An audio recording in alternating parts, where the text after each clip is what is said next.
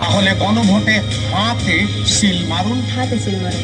হাতে সিল মারুন। হাতে সিল মারুন। হাতে সিল মারুন। হাতে সিল মারুন। অনুমতি ছাড়া রাষ্ট্রপতি এরকম কোনো অপরাধীকে ক্ষমা করতে না পারুন। আপনি কি একটা মৌলিক নাগরিক অধিকার হওয়া উচিত, যাতে ভবিষ্যতে আবারও কোনো খুনি সরকারের সেই ইন্টারনেট বন্ধ করে আমাদের উপরে অত্যাচার করেন। প্রিন্ট এবং ইলেকট্রনিক মিডিয়ার সাংবাদিকবৃন্দ উপস্থিত আছেন, বিভিন্ন শ্রেণী পেশার। আপনারা জানেন যে ত্রয়োদশ জাতীয় সংসদ নির্বাচন আগামী 12ই ফেব্রুয়ারি অনুষ্ঠিত হবে। এটি আমাদের সাংবিধানিক অধিকার। এই অধিকার প্রয়োগের মাধ্যমে আমরা ঠিক করি ভবিষ্যৎ কোন পথে যাবে। গণতন্ত্রের আনন্দবাণী বহনকারী ভোট, এটি জানিয়ে দেবে আপনার একটি ভোট কতটা গুরুত্বপূর্ণ। প্রিজাইডিং অফিসারদের বিশেষ ব্রিফিং ও প্রশিক্ষণেরও ব্যবস্থা নেওয়া হয়েছে। সংকট ব্যবস্থাপনার প্রস্তুতি হিসেবে নির্বাচনের মতো একটা যেন তেন নির্বাচন নয়, এটা একটা নির্বাচন যেটা আমাদের জাতি হিসেবে আমাদের একটা দিক নির্দেশনা দেবে, একটা নতুন পথের সন্ধান দেবে।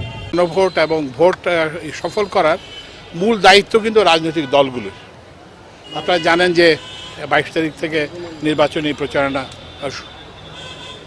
শুরু হবে এবং তখন কিন্তু তারা কি বলে যে এই তাদের দলীয় প্রার্থীর জন্য যে করবেন, প্রচারণা করবেন, সেটার সঙ্গে তারা ওই যে গণভোটের প্রচারণাকেও তাদের অন্তর্ভুক্ত। আমরা এর মধ্যে রাজনৈতিক দলগুলোর সঙ্গে প্রধান উপদেষ্টা বৈঠকে মিলিত হয়েছে এবং সেখানে সব রাজনৈতিক দল আমাদেরকে আশ্বস্ত করেছেন যে তারা তাদের যে প্রার্থীদের নির্বাচনী প্রচারণার পাশাপাশি তারা গণভোটের জন্য প্রচারণা করবেন। তো সুতরাং আমরা আশা করতেছি যে এটা খুব শীঘ্রই একদম তৃণমূল পর্যায়ে পৌঁছে যাবে। প্রত্যেকটা গ্রামে, প্রত্যেকটা ইউনিয়নে, প্রত্যেকটা উপজেলায়, প্রত্যেক জায়গায় আমরা পৌঁছে যাব। আর আমরা এই যে 22 তারিখ পর্যন্ত আমরা নিজেরাই চেষ্টা করতেছি যতটা করা যায়। আচ্ছা,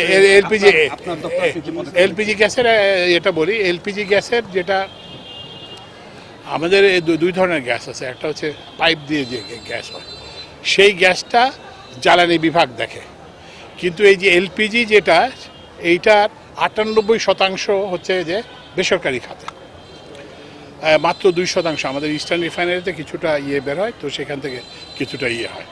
তো ওই জন্য এইটা পুরোপুরি বেসরকারি খাতে। তবু আমরা ওদের সঙ্গে এলপিজি ওনার্স অ্যাসোসিয়েশন অফ বাংলাদেশের সঙ্গে মিট করছি, তবে এলপিজি সরবরাহকারকদের সঙ্গে মিট করছি।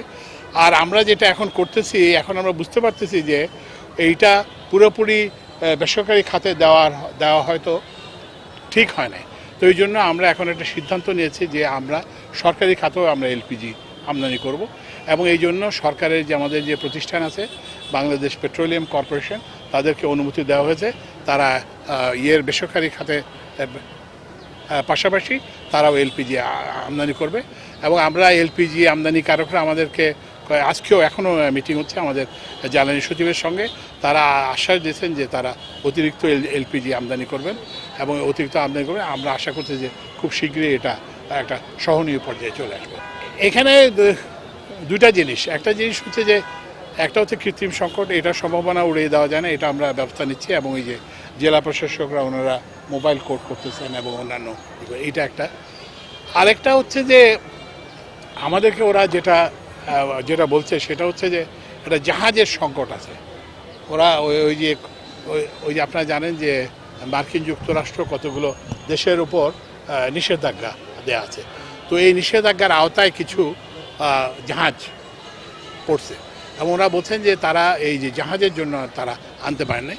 যাই হোক, আমরা এইটা সরকারি পর্যায়ে এবং বেসরকারি পর্যায়ে আমরা চেষ্টা চালিয়ে যাচ্ছি যাতে এই এলপিজি দামটা একটা সহনীয় পর্যায়ে, সরকার নির্ধারিত পর্যায়ে চলে আসে।